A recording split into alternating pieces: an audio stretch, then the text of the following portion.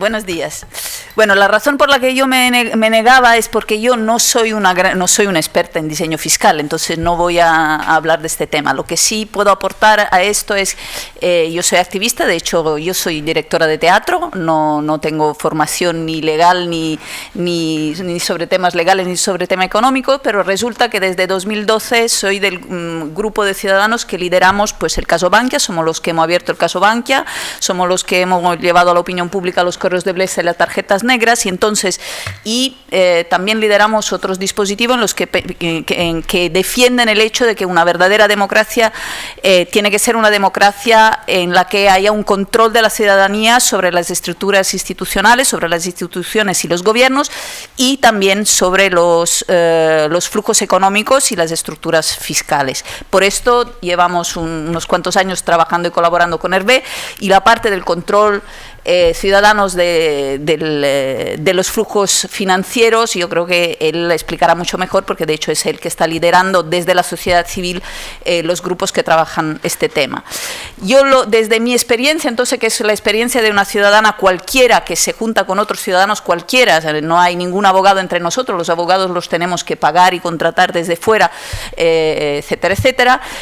Los problemas que veo y que nos hemos encontrado son los siguientes, que es muy fácil meter en prisión a banqueros, de hecho lo estamos haciendo en tan solo 3 años, banqueros, corruptos y todo esto. Lo que es difícil es cambiar algunas cuestiones estructurales en la forma en la que la sociedad civil y las instituciones nos relacionamos, y sobre todo algunos roles que hemos dejado de una manera un poco adolescente como sociedades civiles en manos de las instituciones, que debemos absolutamente recuperar por si alguna vez la hemos tenido.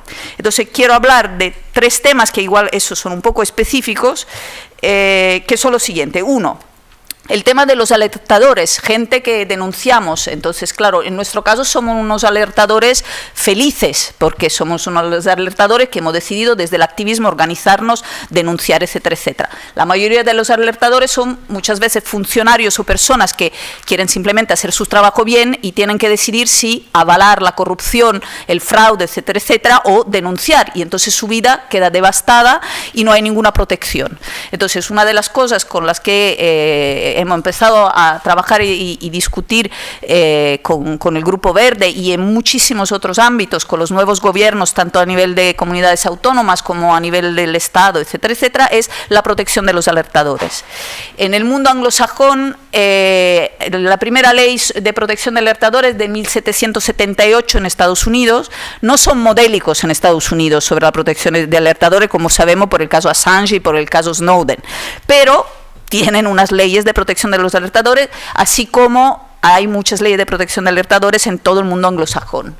Mientras que yo he sido italiana hace años atrás, ahora ya no, pero quiero decir, en el mundo mediterráneo, en el sur de Europa, nos alineamos más sobre tema de alertadores con China, por ejemplo, porque la idea es más bien criminalizar. El ministro de Justicia ha dicho hace unas semanas, ha dicho que un país democrático no debería tener alertadores, que no quería decir que no deberían hacer falta alertadores, sino que se deberían exterminar de alguna manera, porque creaban problemas a las estructuras de este sistema corrupto en el que estamos. Entonces, primer tema, protección de los alertadores, legislaciones para proteger los alertadores. Hemos lanzado un decálogo de 10 puntos, que es desde XNet y desde el grupo que hemos creado de red de alertadores en el Estado español y también en Cataluña, el Grupo Ciudadano contra la Corrupción, y a través del cual promovemos y defendemos, nos autoorganizamos para proteger alertadores, pero también estamos haciendo lobby y estamos conversando con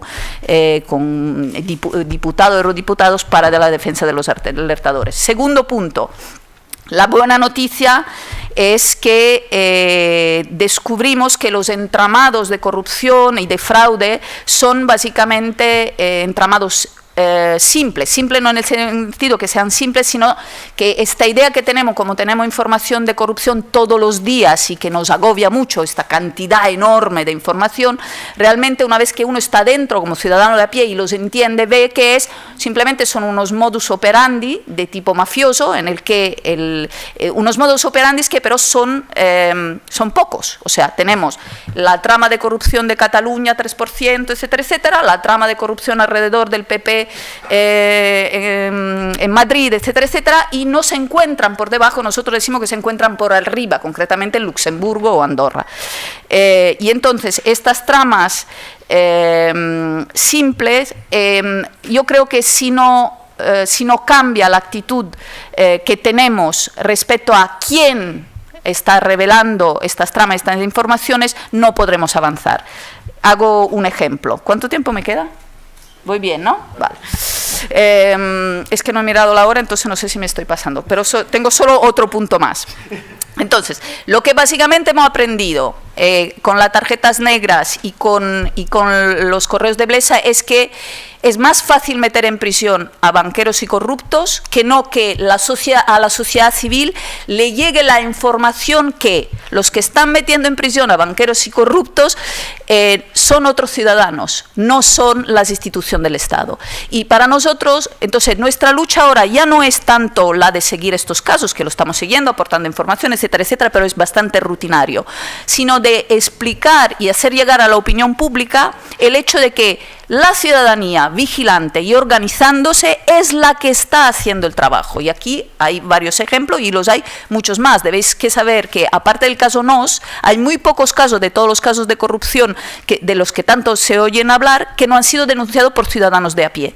En el caso NOS ha sido la Fiscalía, pero normalmente es por la acción de algún ciudadano. Entonces, la trinidad compuesta por el gobierno, la prensa con la P mayúscula y los partidos políticos, incluidos los nuevos, salvo alguna honrable excepción que para mí es Barcelona en Comú, La Marea y algunas otras, pero incluyo Podemos en las viejas maneras de hacer política, es decir, iros a casa, nos encargamos nosotros.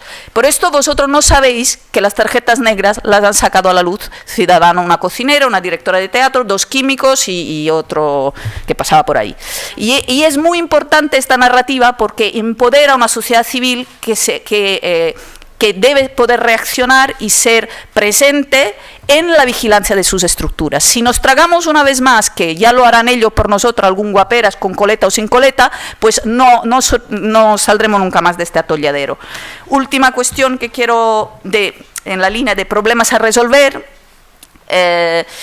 es la asimetría.